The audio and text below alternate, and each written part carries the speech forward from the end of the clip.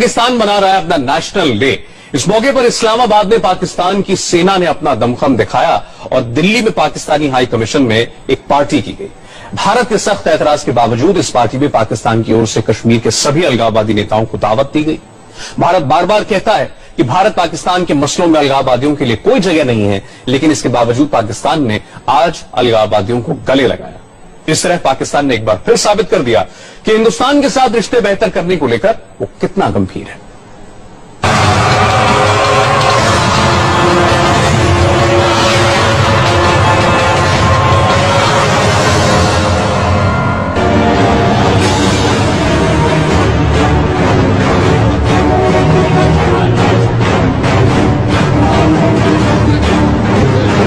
Uniform में सैकड़ों जवानों की कदम ताल,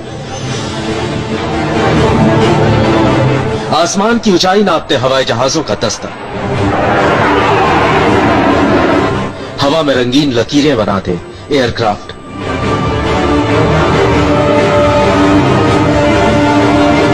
ये जंगी टैंकों की दौड़, ये फौजी हेलीकॉप्टरों की उड़ान, ये तस्वीरें हैं पाकिस्तान की राजधानी इस्लामाबाद की। ये तस्वीरें हैं पाकिस्तान डे पर हुए परेड की। ये परेड बहुत खास है। ये वो परेड नहीं है जो हर साल होती है।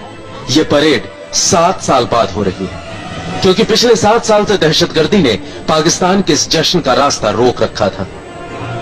बहरहाल आज पाकिस्तान के लिए मौका पड़ा था। पाकिस्तान ने अपनी ताकत दिखाई। पाकिस्तान के राष्ट्रपति अपनी आवाम से मुखातिब हुए।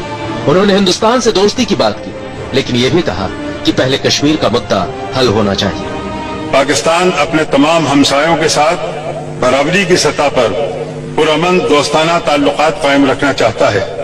हम भारत के साथ भी दोस्ती के ख्वाहिशमंद हैं और उसके साथ बातचीत के जरिए कश्मीर समेत तमाम तस्फिया तलब मसाइल का हल चाहते हैं।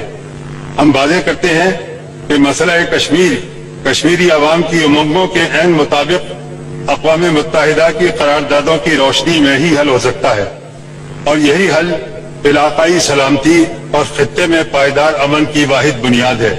इस्लामाबाद में पाकिस्तान अपनी ताकत का मुजाहिरा कर रहा था। दूसरी तरफ दिल्ली में हुर्रियत को गले लगाकर हिंदुस्तान को मुंह चढ़ा रहा था। पाकिस्तान हाई कमीशन में उन हुर्रियत नेताओं को दावत दी गई थी जो हिंदुस्तान की सरजमी पर रहकर हिंदुस्तान की हुकूमत पर बार बार सवाल खड़े करते हैं। और पाकिस्तान के हाई कमिश्नर मीडिया से मुस्कुराते हुए कह रहे थे कि भारत सरकार को तो कोई एतराज नहीं, आप नाहक इशू क्यों बनाते हैं। देखिए, मैं फिर गुजारिश यही करूंगा अपने मीडिया के लोगों से कि एक जो नॉन इशू है उसको इशू न बनाए।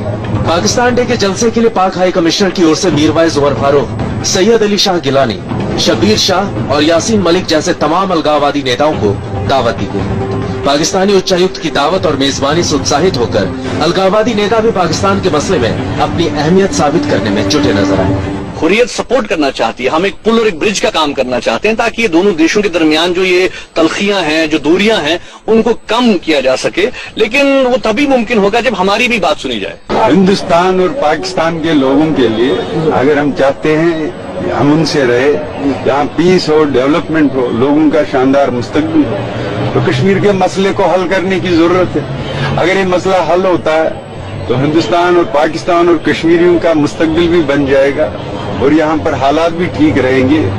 लेकिन भारत सरकार की ओर से पाकिस्तान हाई कमिश्नर को भी कड़ा जवाब दिया गया और अलगाववादियों को भी। विदेश मंत्रालय के प्रवक्ता ने पहले तो पाकिस्तानी उच्चायुक्त को मशवरा दिया कि भारत की बात भारत को ही करने दे, और दूसरा अलगाववादियों से दो टूक कह दिया कि भारत और पाकिस्तान के मसलों में किसी भी थर्ड पार्टी का कोई रोल नहीं।